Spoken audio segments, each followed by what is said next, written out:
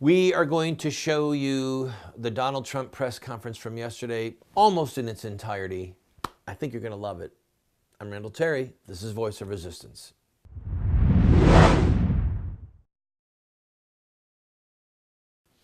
Hi, friend. I'm Randall Terry. Thank you for joining me.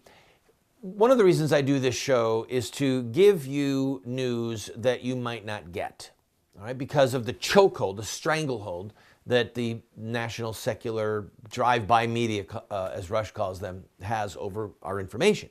So tonight's program and tomorrow night's program, I'm just going to play the tape of President-elect Trump's press conference yesterday morning with the media because it was so awesome. I want you to cheer for our president-elect. I want you to see what this man is made of, his political savvy, and also to recognize the malice that is there with the press. And it's not going away anytime soon, but I promise you this, he taught them a lesson or two. So here you go, and I'll talk to you at the end of the show. Hope you enjoy this. Thank you very much. It's very familiar territory, news conferences, because we used to give them on a almost daily basis. I think we probably maybe won the nomination because of news conferences, and it's good to be with you. We stopped giving them because we're getting quite a bit of inaccurate news, but I do have to say that, and I must say that I want to thank a lot of the news organizations here today because they looked at that nonsense that was released by maybe the intelligence agencies. Who knows? But maybe the intelligence agencies, which would be a tremendous blot on their record if they in fact did that. A tremendous blot. Because a thing like that should have never been written, it should never have been had, and it should certainly never have been released.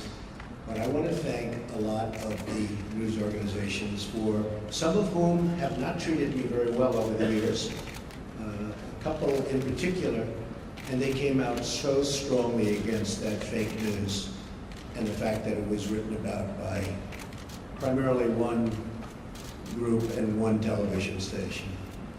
So I just want to compliment many of the people in the room. I have great respect for the news and great respect for freedom of the press and all of that, but I will tell you there were some news organizations, with all that was just said, that were so professional, so incredibly professional, that I've just gone up a notch as to what I think. Okay? All right. We've had some great news over the last couple of weeks. I've been quite active, I guess you could say, in an economic way for the country. A lot of car companies are going to be moving in. We have other companies. Big news is going to be announced over the next couple of weeks about companies that are going to be building in the Midwest. You saw it yesterday, Fiat, Chrysler. Big factory going to be built in this country as opposed to another country. Ford just announced that they stopped plans for a $1 billion plant in Mexico, and they're going to be moving into Michigan and expanding very substantially an existing plant. I appreciate that from Ford. I appreciate it very much from Fiat Chrysler. I hope that General Motors will be following, and I think they will be. I think a lot of people will be following. I think a lot of industries are going to be coming back. We have to get our drug industry coming back. Our drug industry has been disastrous. They're leaving left and right. They supply our drugs, but they don't make them here to a large extent. And the other thing we have to do is create new bidding procedures for the drug industry because they're getting away with murder. Pharma has a lot of lobbies, a lot of lobbyists, and a lot of power. And there's very little bidding on drugs. We're the largest buyer of drugs in the world, and yet we don't bid properly, and we're going to start bidding, and we're going to save billions of dollars over a period of time. And we're going to do that with a lot of other industries.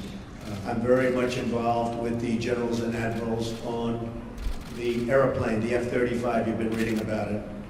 And it's way behind schedule and many billions of dollars over budget. I don't like that. And the admirals have been fantastic. The generals have been fantastic. I've really gotten to know them well. And we're going to do some big things on the F-35 program and perhaps the F-18 program. And we're going to get those costs way down And we're going to get the plane to be even better, and we're going to have some competition, and it's going to be a beautiful thing. So we've been very, very much involved, and other things. We had Jack Ma, we had so many incredible people coming here. Mr. Arnaud, they're going to do tremendous things in this country. And they're very excited. And I will say, if the election didn't turn out the way it turned out, they would not be here, they would not be in my office, they would not be in anybody else's office. They'd be building and doing things in other countries. So there's a great spirit going on right now, a spirit that many people have told me they've never seen before, ever. We're going to create jobs. I said that I will be the greatest jobs producer that God ever created, and I mean that. I'm going to work very hard on that. We need certain amounts of other things, including a little bit of luck, but I think we're going to do a real job, and I'm very proud of what we've done, and we haven't even gotten there yet. I look very much forward to the inauguration. It's going to be a beautiful event. We have great talent, tremendous talent, and we have all of the bands, or most of the bands, from the different segments of the military.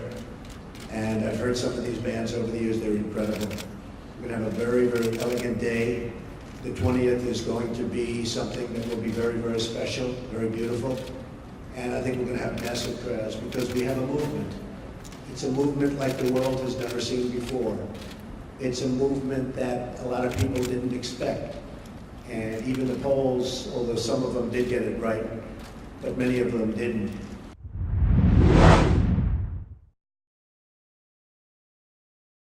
I have been a leader in the pro-life movement for 30 years. And sadly, we have not prevailed in our goal to make it a criminal act to kill an unborn baby. There's reasons why we have failed. I wrote this book, A Humble Plea, to Catholic bishops, to evangelical clergy, and to lay people, explaining where we went wrong and what we have to do to prevail. We've made this available as a PDF online for free. I encourage you to go and download your own copy.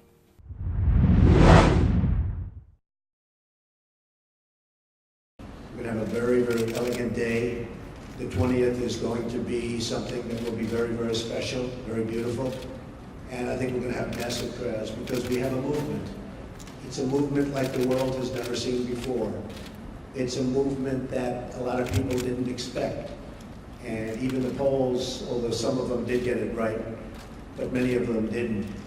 That was a beautiful scene on November 8th as those states started to pour in. And we focused very hard on those states, and they really reciprocated. And those states are going to have a lot of jobs, and they're going to have a lot of security. They're going to have a lot of good news for their veterans. And by the way, speaking of veterans, I appointed today the head secretary of the Veterans Administration, David Shulkin, and we'll do a news release in a little while. I'll tell you about David. He's fantastic. He's fantastic. He will do a truly great job. One of the commitments I've made is that we're going to straighten out the whole situation for our veterans. Our veterans have been treated horribly. They're waiting in line for 15, 16, 17 days. Cases where they go in and they have a minor, early stage form of cancer and they can't see a doctor. By the time they get to the doctor, they're terminal. It's not going to happen. It's not going to happen. So David is going to do a fantastic job. We're going to be talking to a few people also to help David. And we have some of the great hospitals of the world going to align themselves with us on the Veterans Administration, like the Cleveland Clinic, like the Mayo Clinic, a few more that we have. And we're going to set up a group. These are hospitals that have been the top of the line, the absolute top of the line. And they're going to get together with their great doctors. Dr. Toby Cosgrove, as you know, from the Cleveland Clinic, has been very involved. Ike Perlmutter has been very, very involved, one of the great men of business. And we're going to straighten out the VA for our veterans. I've been promising that for a long time, and something I feel very, very strongly. So you'll get the information on David, and I think you'll be very impressed with the job he does. We looked long and hard. We interviewed at least 100 people, some good, some not so good, but we had a lot of talent, and we think this selection will be something that will, with time, straighten it out, and straighten it out for good, because our veterans have been treated very unfairly. Okay, questions? Yes, John? Thank you.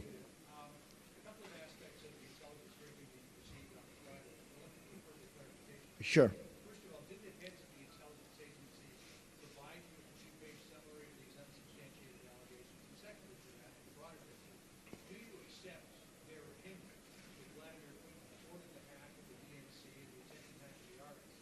And if you do, how will that color your attempt to build a relationship with a leader who has been accused of committing an act of espionage? Okay, first of all, these meetings, as you know, are confidential, classified, so I'm not allowed to talk about what went on in a meeting. But we had many witnesses in that meeting, many of them with us. And I will say again, I think it's a disgrace that information would be let out. I saw the information, I read the information outside of that meeting. It's all fake news, it's phony stuff. It didn't happen. And it was gotten by opponents of ours, as you know, because you reported it, and so did many of the other people. It was a group of opponents that got together, sick people, and they put that crap together. So I will tell you that not within the meeting, but outside of the meeting, somebody released it. It should never have been, number one, shouldn't have even entered paper, but it should never have been released. But I read what was released, and I think it's a disgrace. I think it's an absolute disgrace. As far as hacking, I think it was Russia, but I think we also get hacked by other countries and other people. And I can say that, you know, when we lost 22 million names and everything else that was hacked recently, they didn't make a big deal out of that. That was something that was extraordinary. That was probably China. We have much hacking going on. And one of the things we're going to do, we have some of the greatest computer minds anywhere in the world that we've assembled. You saw just a sample of it 2 weeks ago up here, where we had the 6 top people in the world. They were never in the same room together as a group. And we're going to put those minds together, and we're going to form a defense. And I have to say this also. The Democratic National Committee was totally open to be hacked. They did a very poor job. They could have had hacking defense, which we had. And I will give Reince Priebus credit, because when Reince saw what was happening in the world and with this country, he went out and went to various firms and ordered a very, very strong hacking defense. And they tried to hack the Republican National Committee, and they were unable to break through. We have to do that for our country. It's very important.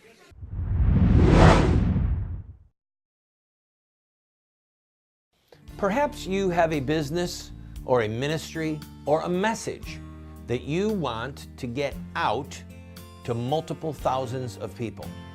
We have the avenue for you to do that. This show. We are currently seen on over 130 television stations, Monday through Friday, twice a night, 8 p.m. Eastern and 1 a.m. Eastern, and then all times are local. Our advertising rates are so competitive, you'll wonder, why didn't I go to Randall Terry first? All right? Literally, you can reach into these 130 cities for about 50 cents a day per city. Do the math. That's an incredible bargain. And you'll be reaching the type of viewer that you want to buy your product or to hear your message. Contact us as soon as you can. We'll talk about the rates, we'll talk about cutting the commercial for you, and you can reach a lot of people.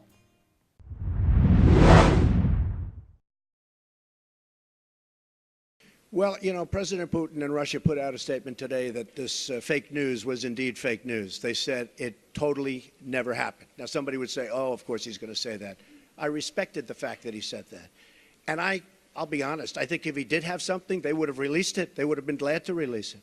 I think, frankly, had they broken into the Republican National Committee, I think they would have released it, just like they did about Hillary and all of the horrible things that her people, like Mr. Podesta, said about her. I mean, what he said about her was horrible.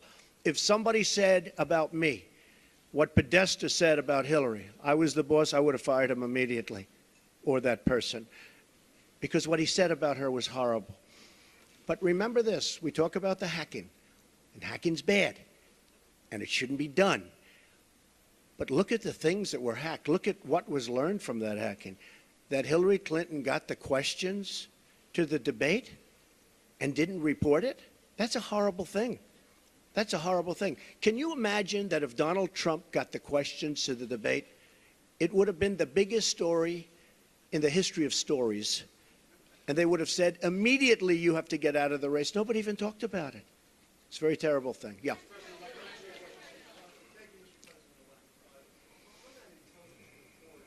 The second part of their conclusion was that Vladimir Putin ordered it because he aspired to help you in the election. Do you accept that part of the finding? And will you undo what President Obama did to punish the Russians for this? Well, if Putin likes Donald Trump, I consider that an asset, not a liability, because we have a horrible relationship with Russia. Russia can help us fight ISIS, which, by the way, is number one tricky. I mean, if you look, this administration created ISIS by leaving at the wrong time. The void was created, ISIS was formed. If Putin likes Donald Trump, guess what, folks? That's called an asset, not a liability. Now, I don't know that I'm going to get along with Vladimir Putin. I hope I do, but there's a good chance I won't. And if I don't, do you honestly believe that Hillary would be tougher on Putin than me? Does anybody in this room really believe that? Give me a break. Okay. But President Obama's steps, Will you keep on make clear whether during your visits to either Moscow or St. Petersburg you engaged in conduct that you now regret, and that a reasonable observer say that you are potentially vulnerable to blackmail by Russia or by its intelligence agencies? Let me just tell you what I do. When I leave our country, I'm a very high-profile person, would you say? I am extremely careful. I'm surrounded by bodyguards. I'm surrounded by people. And I always tell them, anywhere, but I always tell them, if I'm leaving this country, be very careful, because in your hotel rooms, and no matter where you go, you're going to probably have cameras. I'm not referring just to Russia, but I would certainly put them in that category. And number one, I hope you're going to be good anyway. But in those rooms, you have cameras in the strangest places. Cameras that are so small with modern technology, you can't see them and you won't know. You better be careful, or you'll be watching yourself on nightly television. I tell this to people all the time. I was in Russia years ago with the Miss Universe contest, which did very well. Moscow, the Moscow area, did very, very well. And I told many people, be careful, because you don't want to see yourself on television. Cameras all over the place. And again, not just Russia, all over. Does anyone really believe that story? I'm also very much of a germaphobe, by the way. Believe me.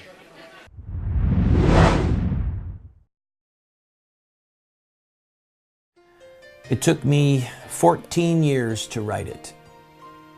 4 rewrites, countless edits. I poured my heart and soul into Dragon Slayers. At points a very inspiring and painful book to write. I encourage you to go to our website and look at the reviews that we have gotten from readers of this book, and then avail yourself. It's an allegory, and I promise you, you'll be inspired.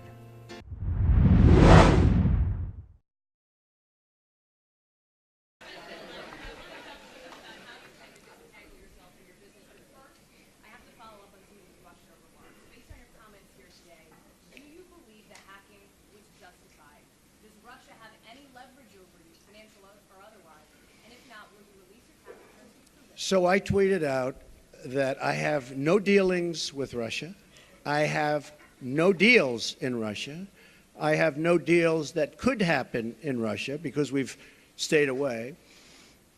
And I have no loans with Russia. As a real estate developer, I have very, very little debt. I have assets that are, and now people have found out how big the company is. I have very little debt. I have very low debt. But I have no loans with Russia at all. And I thought that was important to put out. I certified that. So I have no deals, I have no loans, and I have no dealings. we could make deals in Russia very easily if we wanted to. I just don't want to because I think that would be a conflict. So I have no loans, no dealings, and no current pending deals. Now, I have to say one other thing. Over the weekend, I was offered $2 billion to do a deal in Dubai with a very, very, very amazing man, a great, great developer from the Middle East, Hussein Damak, a friend of mine, great guy, and was offered $2 billion to do a deal in Dubai, number of deals. And I turned it down.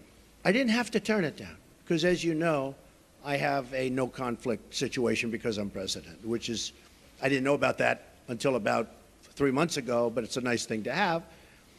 But I don't want to take advantage of something. I have something that others don't have. Vice President Pence also has it. I don't think he'll need it. I have a feeling he's not going to need it. But I have a no conflict of interest provision as president. It was many, many years old. This is for presidents because they don't want presidents getting, I understand, they don't want presidents getting tangled up in minutia. They want a president to run the country. So I could actually run my business. I could actually run my business and run government at the same time. I don't like the way that looks, but I would be able to do that if I wanted to. I'd be the only one that would be able to do that. You can't do that in any other capacity. But as a president, I could run the Trump Organization, great, great company, and I could run the company, the country. I do a very good job, but I don't want to do that. Now, all of these papers that you see here, yes, go ahead. Sure. Do you believe the hacking was justified, and will you release your tax returns to prove what you're saying about no deals in Russia? Well, I'm not releasing the tax returns because, as you know, they're under audit. But every president since the 70s has Oh, had gee, a I've never heard that. Oh, gee, I've never heard that. I've never heard that. You know, the only one that cares about my tax returns are the reporters, okay? They're the only ones. But no, I don't think so. I won. Do you believe I mean, I became president. No, I don't think they care at all. I don't think they care at all. I think you care. I think you care. First of all, you learn very little from a tax return. What you should do is go down to federal elections and take a look at the numbers. And actually, people have learned a lot about my company, and now they realize my company is much bigger, much more powerful than they ever thought. We're in many, many countries, and I'm very proud of it. And what I'm going to be doing is my two sons, who are right here, Don and Eric, are going to be running the company. They are going to be running it in a very professional manner. They're not going to discuss it with me. Again, I don't have to do this. They're not going to discuss it with me. And with that, I'm going to bring up Sherry Dillon, and she's going to go, these papers are just some of the many documents that I've signed, turning over complete and total control to my sons. Sir, can we ask you one more question on Russia, though, sir? No one would have thought when the Constitution was written that paying your hotel bill was an emolument. Instead, it would have been thought of as a value for value exchange, not a gift, not a title, and not an emolument. But since President-elect Trump has been elected, some people want to define emoluments to cover routine business transactions, like paying for hotel rooms. They suggest that the Constitution prohibits the businesses from even arm's-length transactions that the President-elect has absolutely nothing to do with and isn't even aware of. These people are wrong. This is not what the Constitution says. Paying for a hotel room is not a gift or a present, and it has nothing to do with an office.